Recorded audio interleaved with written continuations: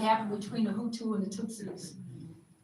Yes, and how they actually, the Belgians measured people's foreheads and decided your forehead is this size and this person's that size, your skin color is this size. We're going to use these elements to divide you, who gets education, who doesn't get an education. So divide and conquer is something. I think the other is classism. And classism worked, when I think about how they treated Fannie Lou Hamer. Yes. Brilliant. Classism and gender. Ella Baker should have gotten more, should have been in leadership positions, should have done, but no. So there's this idea of the classism and the gender, but the classism I think is deadlier in some ways. And that's because these, people are now not their culture, they're their alma mater. Look around right now. Where are the so-called leaders? They went to all these schools.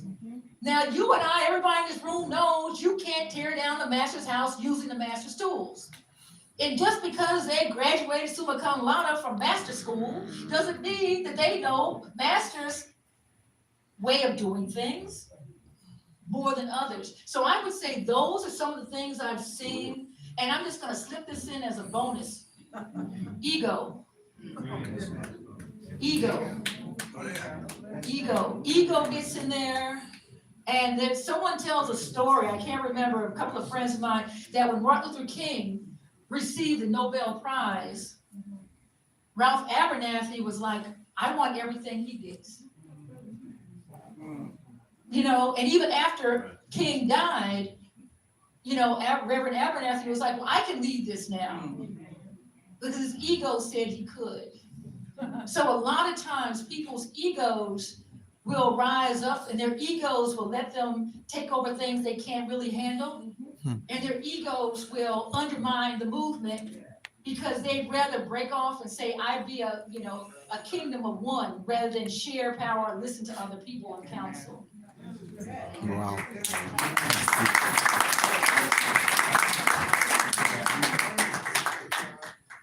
My other question for you is, what activists would you want to emulate, or do you believe you have been emulating this time while you've been an activist? What one activist? It's going to be very difficult because I know we take different bits and pieces, but if you want to do different bits and pieces, or you want to do one, but if you're thinking about that activist who keeps you going, the one that you think about, whatever the qualities are that you want to emulate, that, who would that be? Well, anyone that knows my history knows that I was greatly influenced by Amiri Baraka. Some of you in this audience may not know that, but many other people do, that I came up. His organization, the Committee for a Unified North, was literally one block from my high school. So I had to go by there every day. Then once I was appointed to the Board of Education, Amiri Baraka gave me my African name, Adimu Chunga.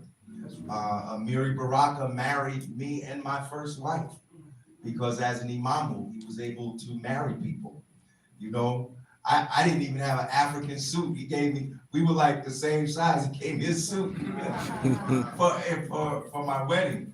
So I was heavily influenced by the writing and the political activism of Amiri Baraka. But I've also been heavily influenced by Malcolm X and Dr. Martin Luther King, because I have had the opportunity to read not just stories about them, but read what they wrote, their speeches and their writings. And I would urge everybody in here, for instance, yes, read the autobiography of Malcolm X, but also read Malcolm X speech. It's very important.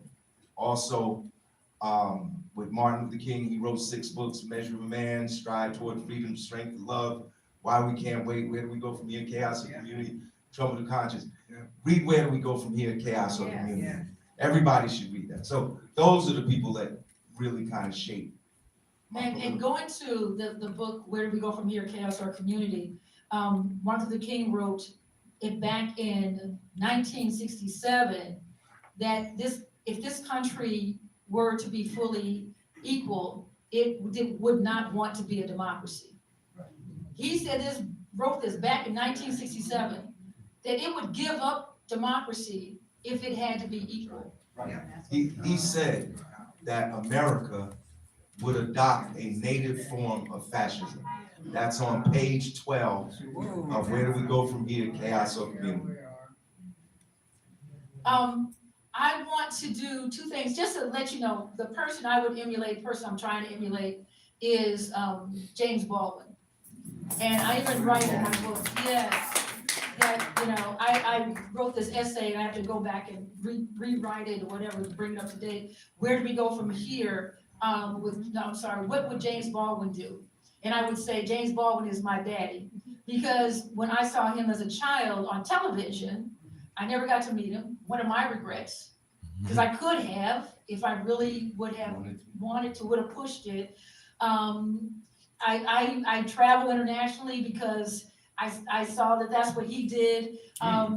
I'm a playwright. I felt like, well, if he was a playwright, then I could be a playwright. You know, he was an activist, I can be an activist. He was a novelist, I'm working on my first novel. You know, he wrote these books, he was an essayist. So if you actually look at what James Baldwin did, you would see that's what it is that I have been able to use as my spiritual mentor. Yeah, thank you. So we want to do two quick things. We want to take lightning fast questions from the audience, lightning fast, and then we're going to have a book signing. Lightning fast. Okay? So, so will you want these? yes. No, Now, Mr. Lewis? here's the thing. You have to promise me, sis. Yeah. No commentary. I'll try. I know. Does Lightning anyone fast. have one question? Questions? All this history right up here. There's, What's the role of white people in the struggle? oh, thank you. I'm gonna give time to think. Okay. Thank you. All right, here's the thing. And I said this to a young brother who was at a conference where I was a panelist. And he was like, well, I have white friends and they treat me very well. And it's like, and I believe that's true. I mean, I have a very good white girlfriend. I mean, our girlfriend who was white, either way she wants to do it. But she and I both understand that the things that happen to her are not going to happen to me in the exact same way. And what I said to the young brother was, they may like you, but that doesn't mean they like us. Okay? And so that's my concern. You may like Larry, but do you like the group Larry's in as a cultural group? So I remember when I was bused across town and the white teachers, and I was a class officer, I was all these things, and I was also harassed, I was also, it was, mentally destructive.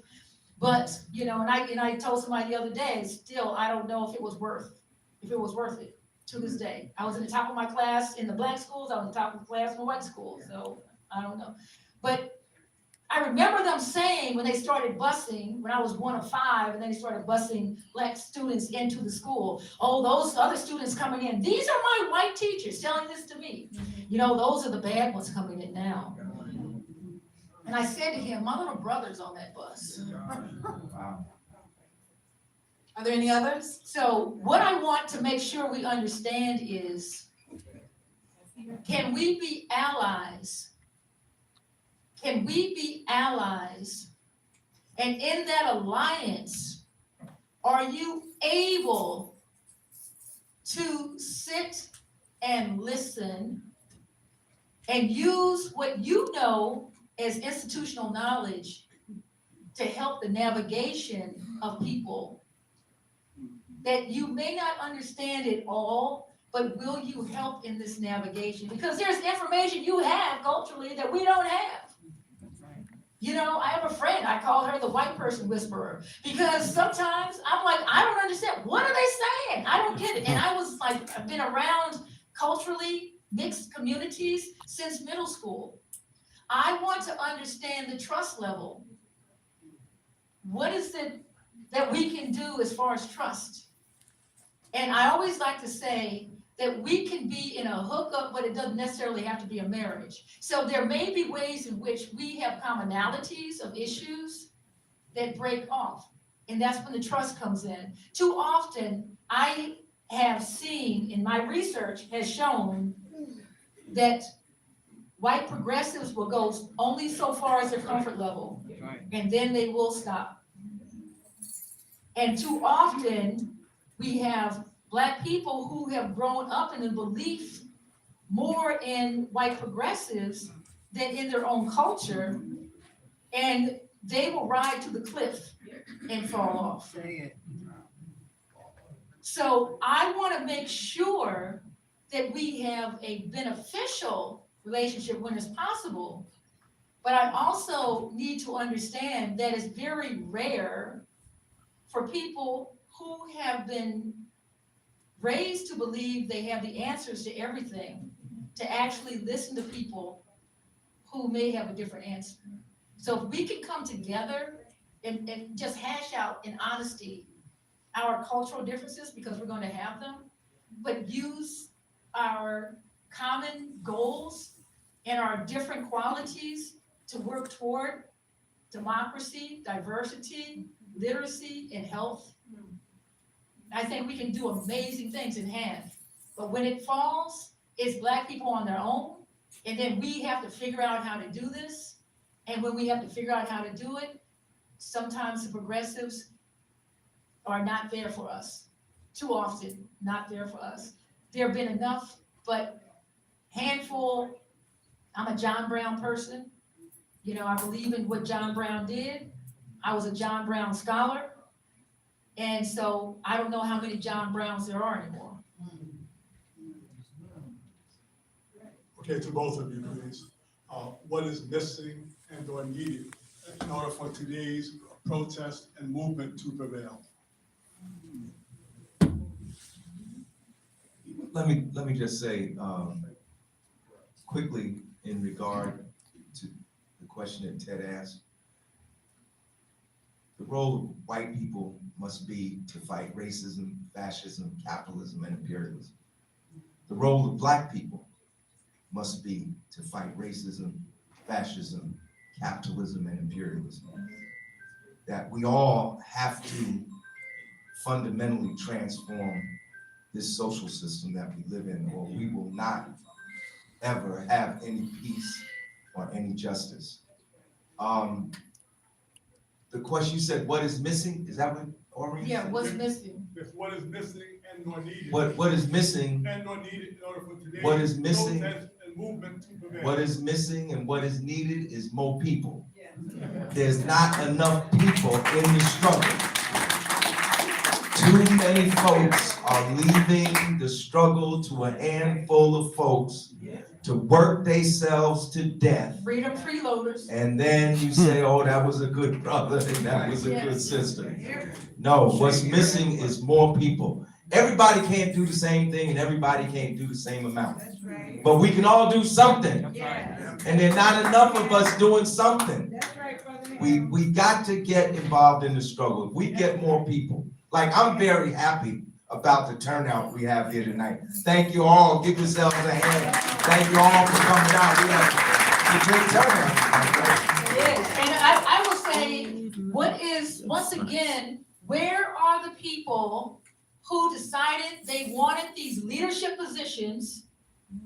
Now is the time for you to be leading somebody, and you don't see a soul. You don't hear a mumbling word.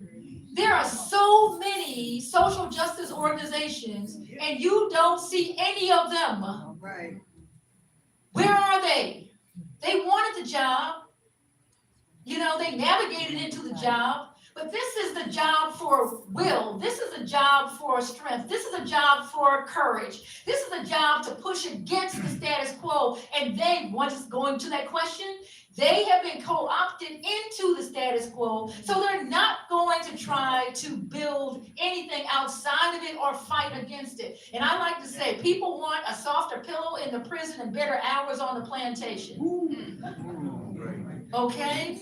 So that's, yes, so when people are in the situation in which they have comfort, private school, tuition to pay, you know, that house mortgage, whatever it may be, we all have bills. They have decided that they are going to render all unto Caesar.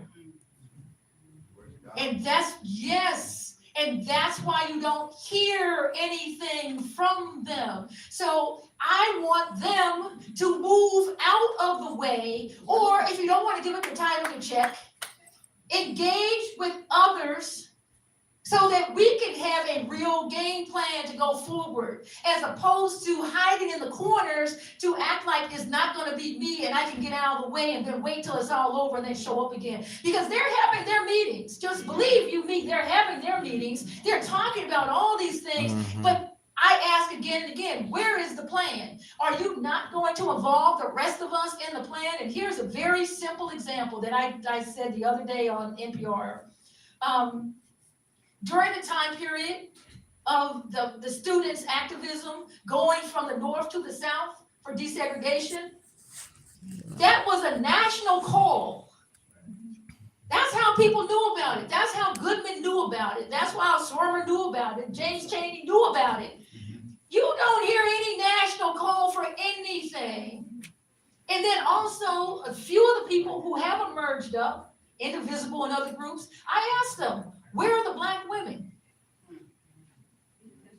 They don't have Black women in their leadership. I've asked them. They were like, oh, you can come on Zoom one of the times. Ask them, so if you belong to these organizations, go back and ask them, where are the Black women? Then I went to the Black women's organizations and asked them, when are you going to get off of the sidelines and join the fray? Okay? They're still mad over Kamala not winning. We're tired. Well, Kamala only ran for 4 months. You're still tired? It's been a year. Okay? You have to be rested by now. Or this is not our fight. Yes, it is. Because as we were saying, not only is it our fight, but it's going to come back to the Black community. And if we don't have Black women in the forefront, then we're not going to have the kind of success that we need, that we've had in the past. We've got to have Black women in the forefront of these movements. Must have. We have hundreds of years of institutional knowledge that's necessary for us to be a part of this. Yeah, I hope Let's this do is the not off the signing. subject. We really need to do, if we don't, we gotta be out at 7:45. Just very quickly. Oh, we put two together. Yeah, just very quickly, my question really is, I'm not from New Jersey and I don't know Newark that well, but you mentioned Amiri Baraka, and I remember he was a great poet, a great writer, and that appeals to me. But my concern is there hope for the city of Newark? Yes, there's hope for the city of Newark. The hope is in revolutionary struggle, brothers and sisters. These cities are going to continue to suffer. It's not just Newark. Every city in the nation. I just got back from Birmingham. I was there for Claudette Colvin's funeral.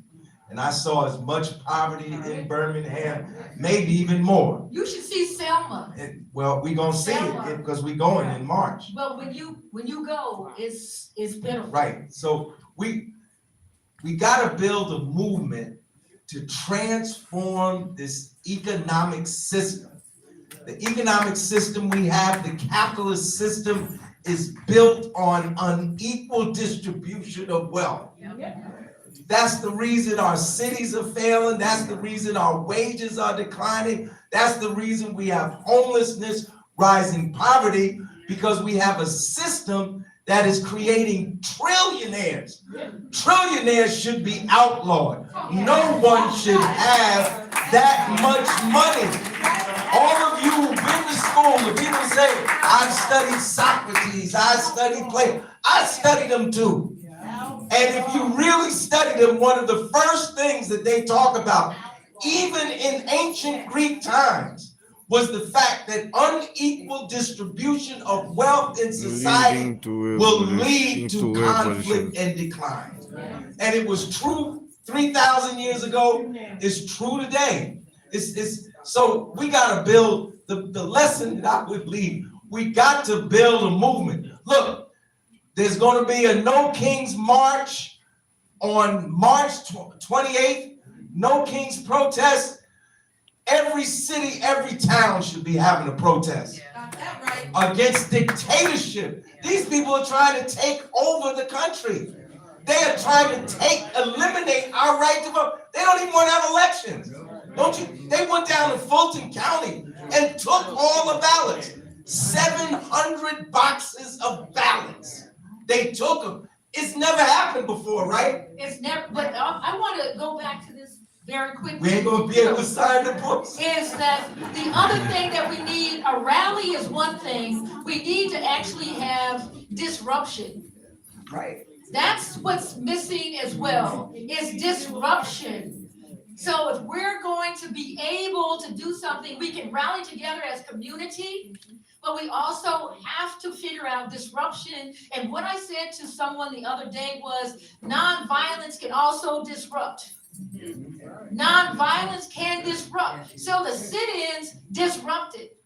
They had a protest in Target with little kids and their parents that disrupted them. They had protests in Home Depot that were disruptive. Right. But if we just rally and have the numbers, but we don't disrupt, Right. then the status quo is going to continue. So I believe we have to also add, Right. together, Right.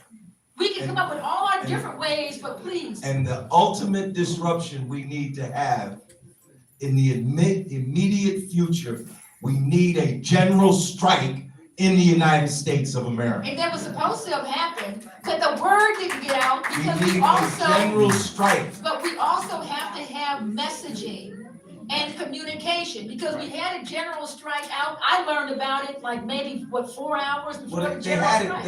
it in Minneapolis, but when I say general strike, I'm talking about a national general strike, when everything stops. That's what Dr. King was trying to do. That's why they killed him. That's what he was trying, and I'm not gonna. Our last sentence We says- got it. Our last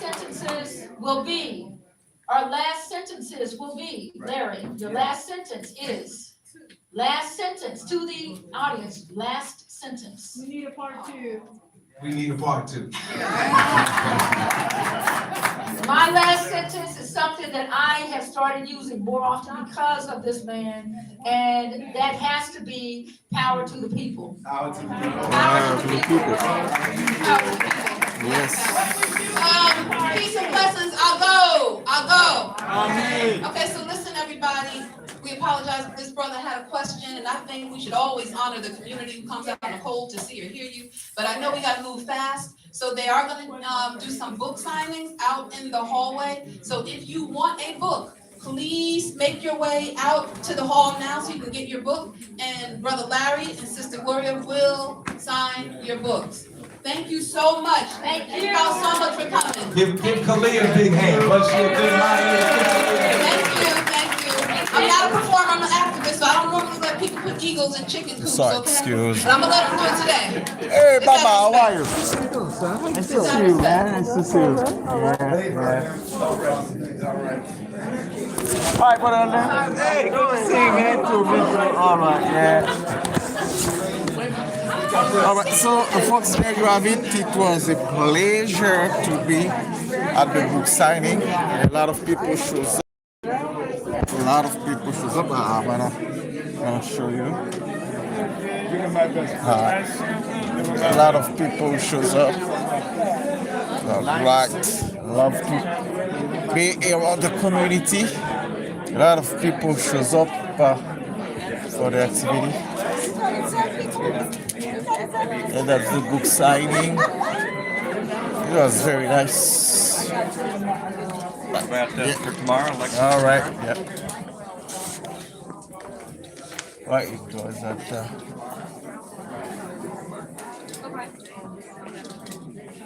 Like that's. Yeah. book. Wait, sorry, excuse me. Right, what you Sorry. wanted to. Thank you. doing? Yes, good. Thank you. Yes, sir. That was a very pretty good activities. The book signing. All right.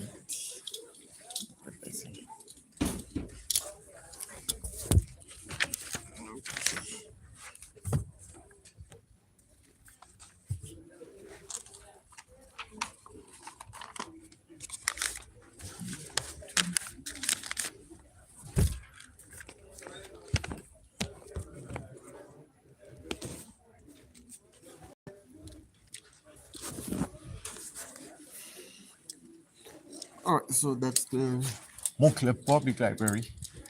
It was very nice. A lot of people shows up for the activity, and we are. So